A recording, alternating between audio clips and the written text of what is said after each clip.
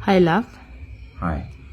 What is that money skill you wish every person taught their child?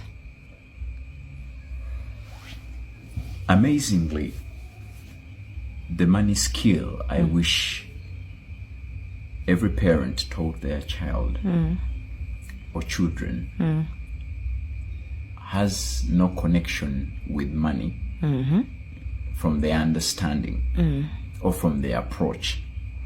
But it has everything to do with money when you expound it, when you extrapolate it, when you elongate it.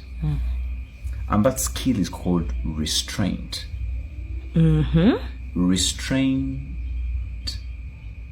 or restraining is a condition when something is under control. Now, I realize that a child will always want to do very many things, and parents would try to restrain the child. Don't go there, don't sit there, don't do. But if you want money, as in finances, a parent should get in touch with a resource like food and start teaching the kid how to restrain itself from the food. You see, food has been used to test individuals from time immemorial.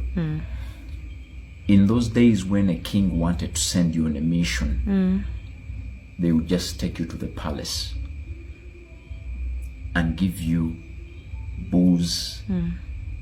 They supply the whole buffet. They organize a party. They put booze, they put women, they put food, and then they watch you.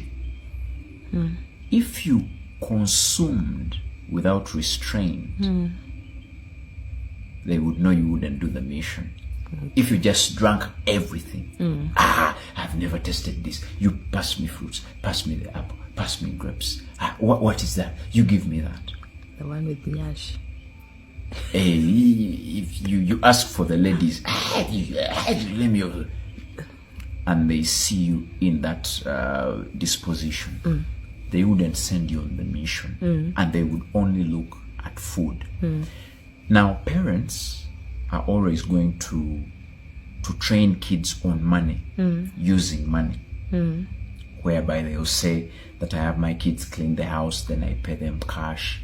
They wash the car, I pay them cash. But you also used to pay mama. Yes, I do that. I do that. But I know it's not the best. Okay. For me, the best, I think, will come from restraining her from what she has shown as her favorite meal or something she wants to eat. For example, she has a strong liking for Pringles. And you know that when you know that saying that Pringles once opened, you never want to close them. So you eat and eat and eat and eat without restraint. So I took her on a journey where I told her that if you can keep a Pringle, if you can only have some Pringles and you save for tomorrow, I buy you another pack. I buy you another pack. And you saw her today. Yes. When she got her Pringles and she ate one, saved, and her brother ate the Pringles, and she was very distraught and upset. Yes. But the beauty of restraining kids from food or things they love to eat, it's because money or wealth is 80% habits, okay, and 20% knowledge. So even if you're an adult, money or wealth will be 20% knowledge and 80% habits. So that's the Pareto rule. Pareto rule says 20 will always give you the 80. So you do not need all the knowledge about money in the world. When you have 20% of the knowledge, you can now couple it with 80% of the habits. Okay. And you will have the wealth, the money you need. Now, look at restraining when a kid is under control, especially with eating. When you're under control with eating, it means that the restraining of yourself, the restraining of self teaches you saving, restraining. When you're saving, the habit of saving is your restraining. The habit of budgeting, you're restraining. Okay. The habit of taking calculated risks is of restraining. The habit of not over-investing in different things is of restraining. The habit of not getting excited, just having some level of excitement is of restraining. So I realized that when a kid restrains self, or when a kid is taught how to restrain self, you've given the kid everything they will need about wealth. And for me, it worked for me that I did not also know about money and wealth and everything and saving and all that until I entered primary 5. You see, in primary 5, when I joined boarding school, I ate all the grub in the suitcase, and in 2 days I had even lost my keys. But when I combined my grab with a rich man's son called Rogers Wakuze,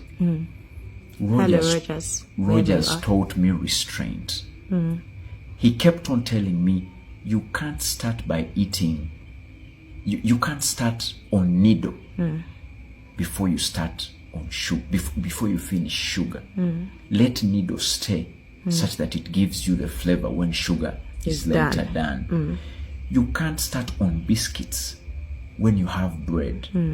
Bread expires after a few days. Biscuits have a longer life.